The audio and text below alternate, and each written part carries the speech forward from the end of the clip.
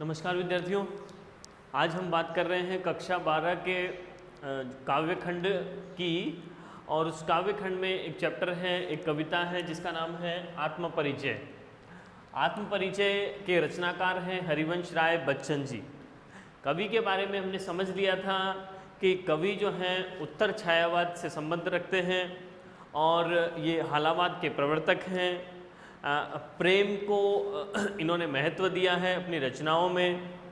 और उमर खय्याम की जो रुबाइयाँ हैं, उर्दू फ़ारसी के जो कवि हैं उमर खय्याम, उनकी रुबाइयों से ये प्रेरित हैं, उनके विचारों से ये प्रेरित हैं।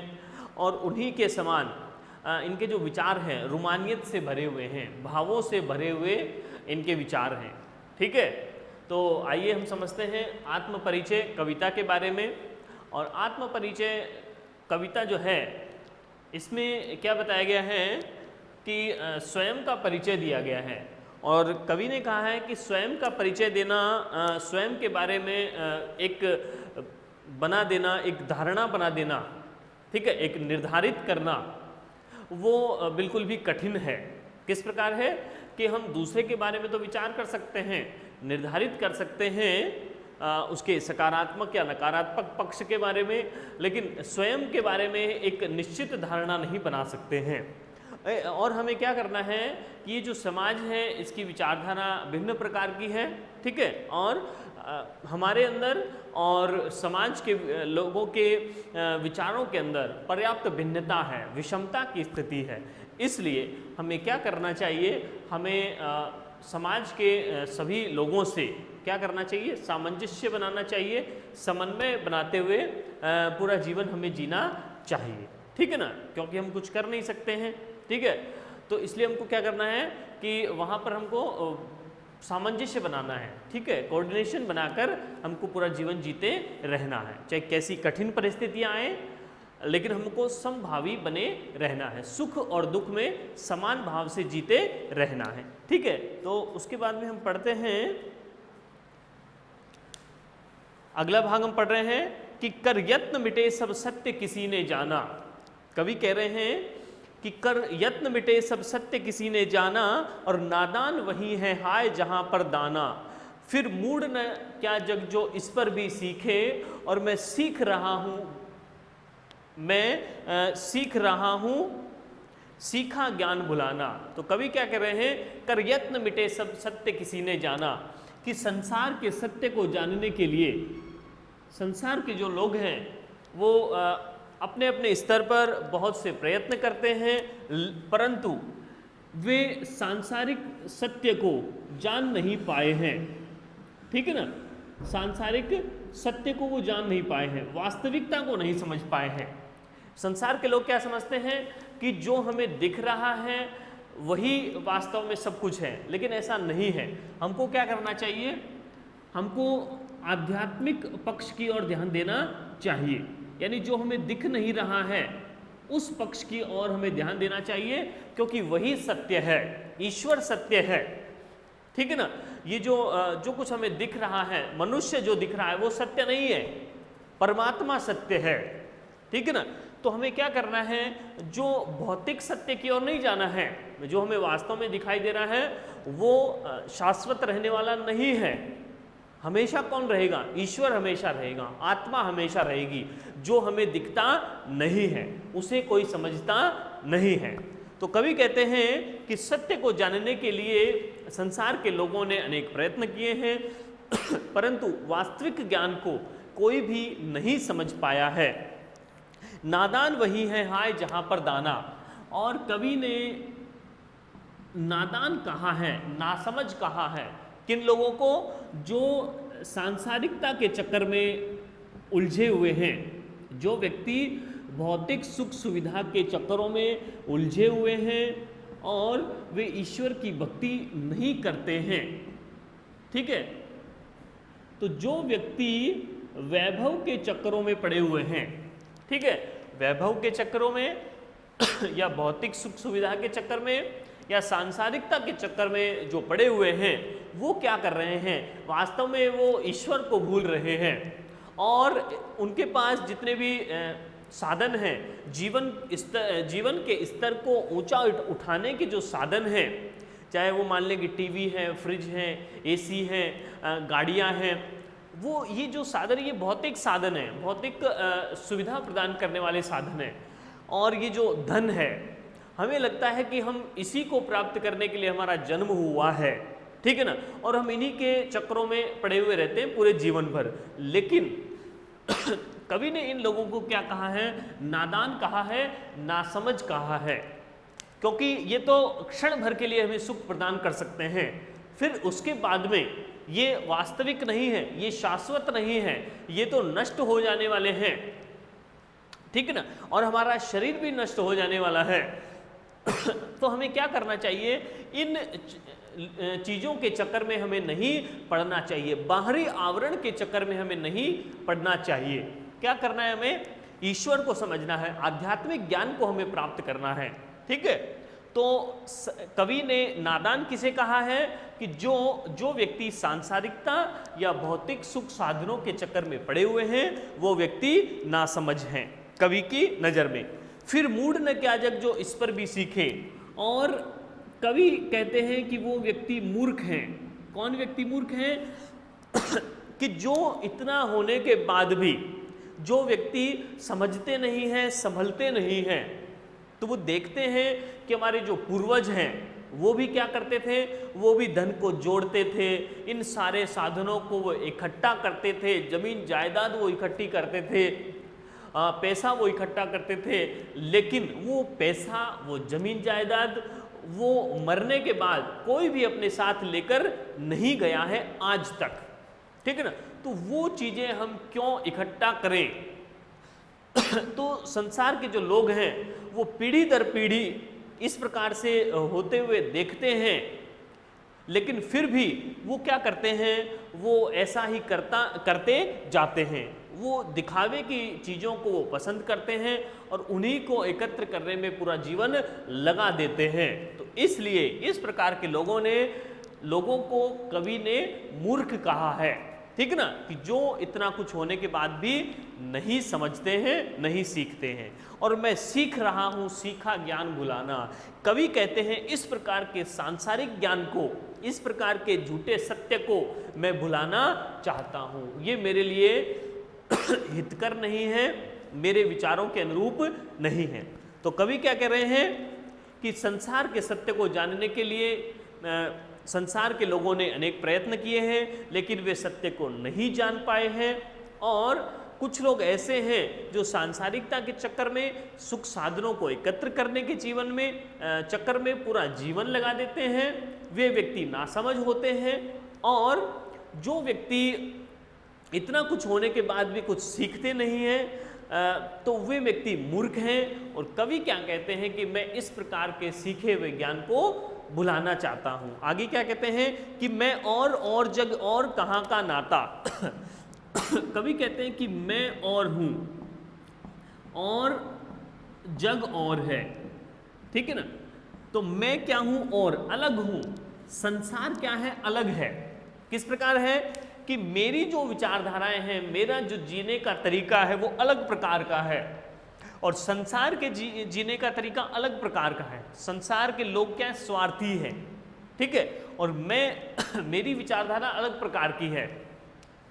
तो यहाँ पर और आया है, ये और आया, दो बार और आया है, इसलिए हम यहाँ पर लिख सकते हैं यमक अलंकार, ठीक है। शब्दों की आवृत्ति हुई है यहाँ पर, इसलिए यहाँ पर यमक अलंकार है।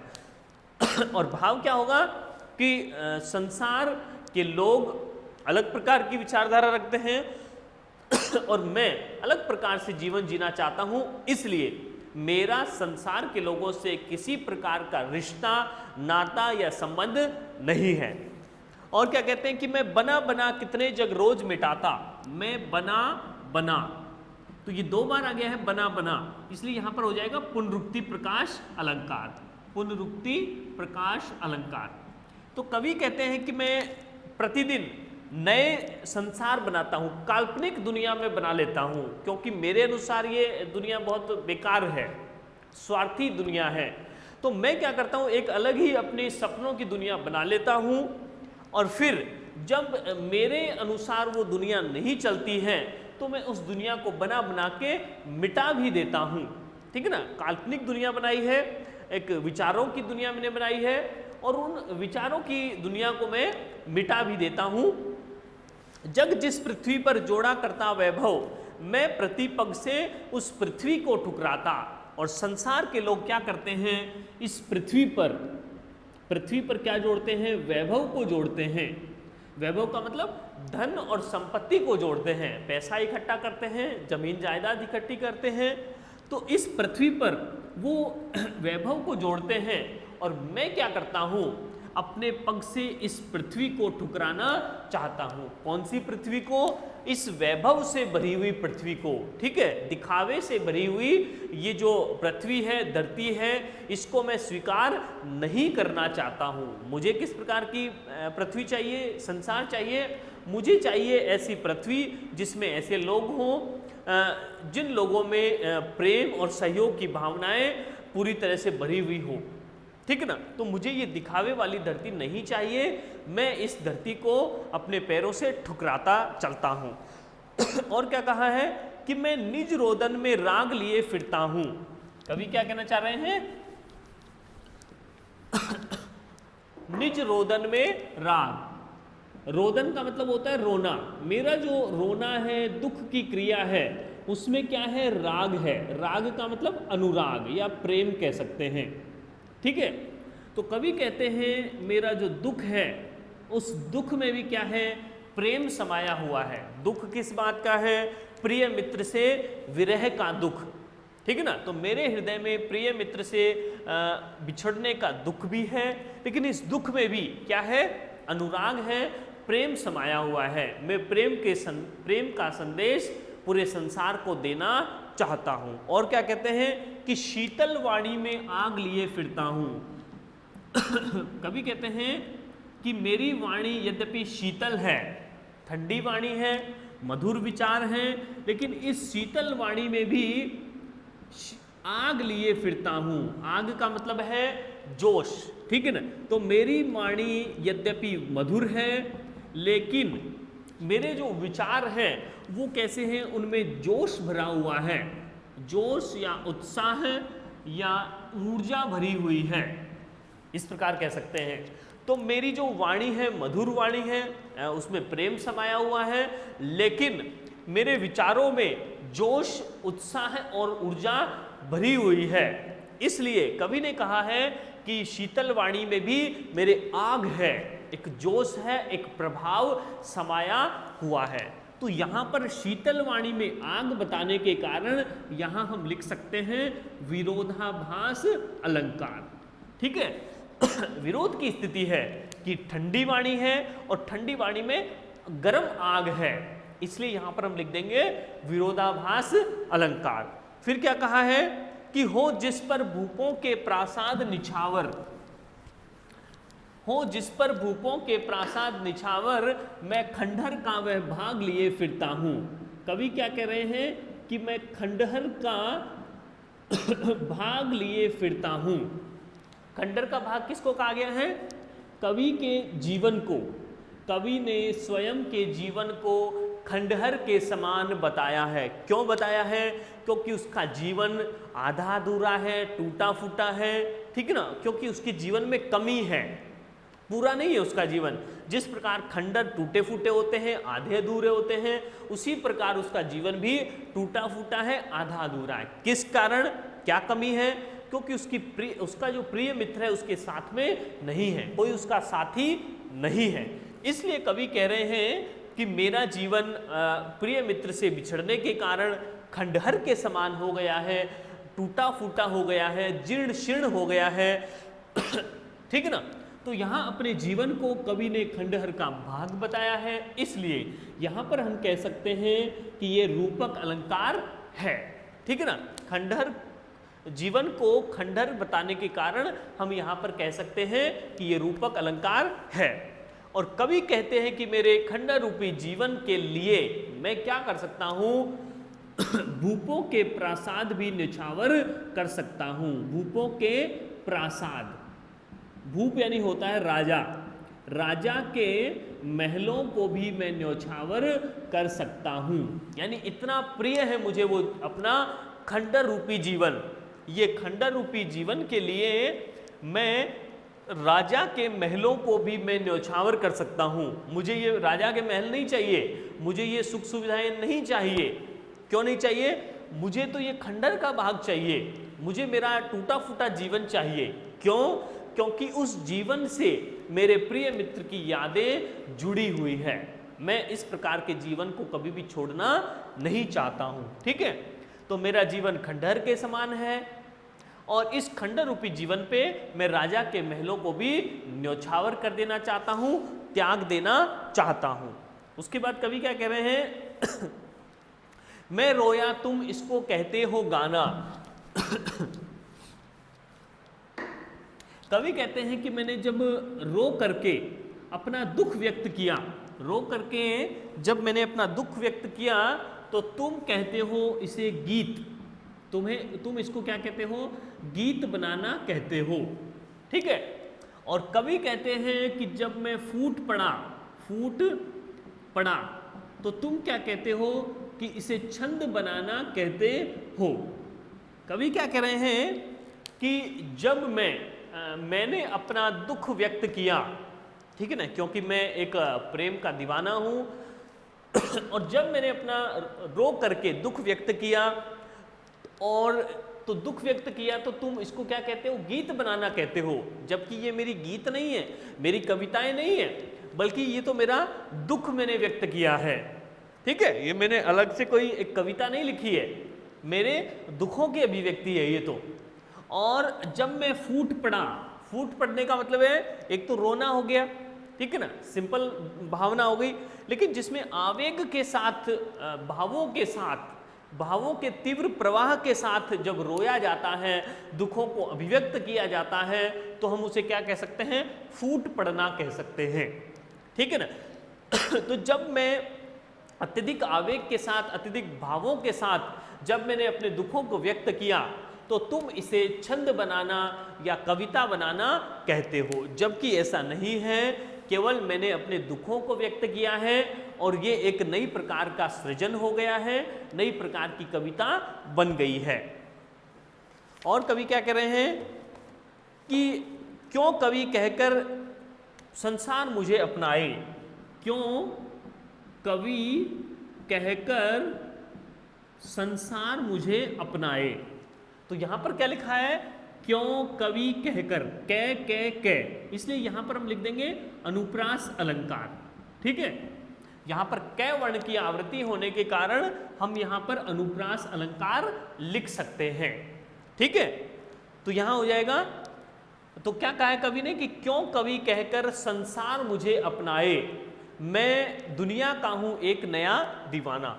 तो मैं कवि कहलाना पसंद नहीं करता हूं, क्योंकि ये मेरी रचनाएं नहीं है, ये मैंने कविता नहीं लिखी है, मैंने तो अपने दुखों को अभिव्यक्ति दी है। मेरे प्रिय मित्र से बिछड़ने के कारण जो मुझे दुख हुआ, उस दुख को मैंने यहाँ पर कागज पर उतार दिया है। तो इन दुखों की अभिव्यक्ति को तुम गीत बनाना कहते हो और मुझे कवि कहते हो, जबकि मैं कवि कहलाना पसंद नहीं करता हूँ, बल्कि तो संसार मुझे कवि ना कहे, बल्कि मैं तो प्रेम दीवाना हूँ, प्रेम का दीवाना। ठीक है ना।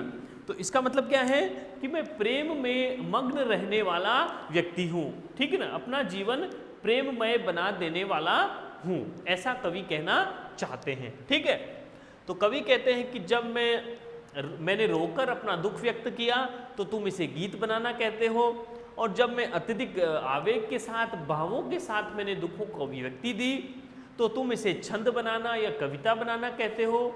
और मुझे कोई कवि कहलाना पसंद नहीं है, क्योंकि मैं प्रेम का दीवाना हूँ। ठीक है ना, प्रेम का संदेश देने वाला मैं एक साधारण सा व्यक्ति हूँ। और क्या कह रहे हैं कवि कि मैं दीवानों का वेश लिए फिरता हूँ, और मेरा वेशभूषा किस प्रकार की है? दीवानों के समान है। दीवाना किसे कहेंगे कि जो व्यक्ति किसी भी लक्ष्य को पूरे धुन से उसको उसी में डूब गया हो, उसी में तल्लीन हो गया हो, तो उसको कहेंगे दीवाना, ठीक है ना। तो मैं प्रेम के नशे में चूर हो गया हूँ। तो कवि कहते हैं कि मेरी वेशभूषा दीवानों के समान है और मैं मादकता निशेष लिए फिरता हूँ। मादकता मतलब नशा, निशेष का मतलब संपूर्ण रूप से। तो कवि कहते हैं कि मेरे जीवन में संपूर्ण रूप से नशा छाया हुआ है। संपूर्ण रूप से नशा है, किसका? प्रेम का, ठीक है। संपूर्ण रूप से नशा है प्रेम का। तो कवि कहते हैं कि मैंने दीवानों का वेश बना लिया है और मेरे पूरे जीवन में संपूर्ण रूप से प्रेम का नशा छाया हुआ है। जिसको सुनकर जग झूम उठे लहराए, मैं मस्ती का संदेश लिए फिरता हूँ। और कवि कहते हैं कि यद्यपि मेरा हृदय दुखी है, विरह के कारण मैं थोड़ा बेचैन हूँ, परेशान हूँ, लेकिन फिर भी मैं क्या देना चाहता हूँ? मस्ती का संदेश मैं देना चाहता हूँ। और जिसको सुनकर संसार क्या करने लगेगा? जग झूम झुके लहराए, ठीक है, झूम झुके लहराए। तो कवि कहते हैं कि मैं सदैव सभी व्यक्तियों को, सभी प्राणियों को मस्ती का संदेश देना चाहता हूँ, प्रेम का संदेश देना चाहता हूँ, जिसके कारण से संसार के लोग झूम उठें या झुकने लगे, विनम्र हो जाएं, ठीक है, और लहराने लगे, ठीक है ना। तो इस प्रकार का मस्ती का संदेश या प्रेम का संदेश मैं देना चाहता हूँ। तो यहाँ पर जय वर्ण की आवृत्ति होने के कारण यहाँ हम लिख सकते हैं अनुप्रास अलंकार, ठीक है ना। तो यहाँ पर कवि ने इस चैप्टर में क्या बताना चाहा है कि यद्यपि मेरे विचार संसार से अलग हैं, भिन्न प्रकार के हैं, दोनों के विचारों में विषमता है, लेकिन फिर भी हमें क्या करना चाहिए? संसार से हमें सामंजस्य बनाते हुए अपने जीवन को जीना चाहिए और प्रेम और मस्ती का संदेश हमें सबको प्रदान करते रहना चाहिए। धन्यवाद।